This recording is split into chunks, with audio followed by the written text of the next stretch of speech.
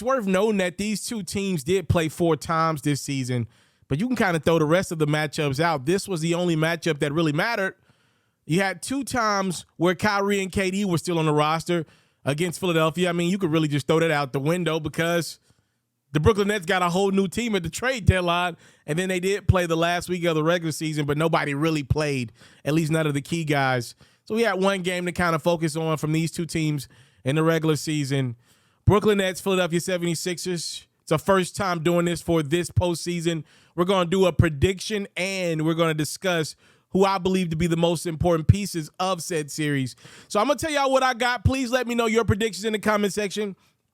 I'm going with the Philadelphia 76ers over the Brooklyn Nets in 6 games. I know a lot of people might go Philadelphia in 4. Some people probably go Philadelphia in 5 as well. I'm going 6 games, and I'll tell you why. If you have not watched the Brooklyn Nets play basketball since they made the Kyrie and KD trades, just say that, because you won't sound as dumb. I'll respect it if you say, yo, I don't have but so many hours in a day. I'm not going to sit around and watch the Brooklyn Nets play basketball post KD, Kyrie. I got it. I understand it. Time is of the essence. People trying to get to that money. I hear you.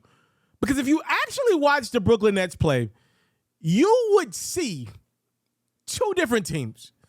Sometimes when I look at the Brooklyn Nets play, I'm looking around at this team like, yo, they got some real pieces here. Other times it's like, okay, these pieces have no business playing with each other. The reality is the Nets organization hadn't had a chance to really sit down and see what stays and what goes. I believe Mikal Bridges will be a Brooklyn Net for a long time. I'm not so sure what will be around him going forward. That's really like the only for sure I believe is Mikal Bridges will be in Brooklyn. He has came to the Nets in that Kevin Durant trade over from Phoenix, and he looks like a young star in the making. Again, because the Nets just kind of have had all this roster overhaul, we don't really know what this team will look like next year. They don't have no real pressure on them to win against Philadelphia. I cannot see a world where Joel Embiid, who, by the way, in the midst of this series, is probably going to get the announcement that he just won his first MVP award, James Harden, who believed he was all-star snubbed, averaging pretty much double-digit assists, leading the league in assists at that, going into free agency this summer, and then Doc Rivers, who obviously he has had as many fails in the playoffs as we see any great coach have in NBA history. I don't see a world where they don't make it out of the first round. This would be a disaster if this Philadelphia 76ers team didn't make it out of the first round. I just think a lot of times in life, it comes down to who has more pressure on them and can those people succeed with adversity in their face. If Philadelphia were to lose in the first round, a lot of that Ben Simmons critiques over the years will start to go to Joel Embiid. He will become one of, if not the greatest regular season players of all time to still not have reached the conference finals, especially now with an MVP trophy likely heading to his hardware collection. I just don't see them getting out of the first round. Philadelphia has to at least get to Game 7 against the Boston Celtics in the second round of the playoffs for this to not be looked at as an absolute failure of a season. They're going to win this series. But I do believe there will be a point against the Brooklyn Nets where we look up and say, oh my goodness, Philadelphia's in trouble. Now, whether that's Game 1, Game 3, I don't know when, but I do believe there will be a point where everybody looks around and says, okay, Philadelphia's got the top 2 hoopers on the court, but Brooklyn's making an argument that they got the next 3 or 4 guys in the conversation with Tyrese Maxey. So that's a real thing, and I think it will happen in this series, but I expect Philadelphia to put their big boy pants on and take care of business.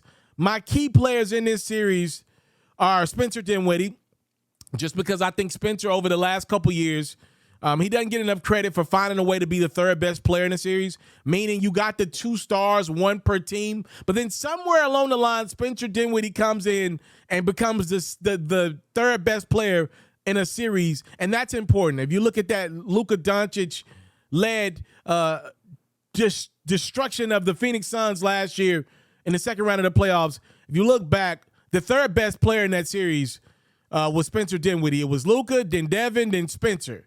He was better than Chris Paul in that series and DeAndre Ayton. If Spencer can come up big, he could be a big difference maker.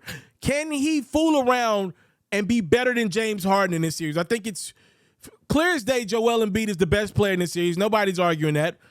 Mikal Bridges has been playing ball like the second best player in this series. James Harden should be the third best player in this series. But what if Spencer Dinwiddie comes out ready to ball and takes that crown as the third best player in the series? Will make this thing a lot more interesting. He's my key player for Brooklyn. And for the Philadelphia 76ers, I'm going to put the onus on the big fella. I usually don't like picking stars as key players of series, but Joel Embiid's about to get this first MVP award. Look, he has been claiming he's been screwed the last couple years with most valuable player, awards with Nikola Jokic. You are that dude now. Nicholas Claxton plays defense very hard, and I think he'll be all game and ready to go. They had their little back and forth when they met previously. I need Joel Embiid to dominate this series, period. He's the guy that can stop this series from going 6 games like I predicted. He can shut this down in 4 games if he wants to be that guy. We shall see. Let me know in the comment section, who do you believe will win this series? Brooklyn Nets, Philadelphia 76ers, a good old 3 versus 6 matchup out east. Who you got? Let me know, and in how many games. Next up, we're going to Boston to talk Atlanta, Boston Celtics. Stay tuned.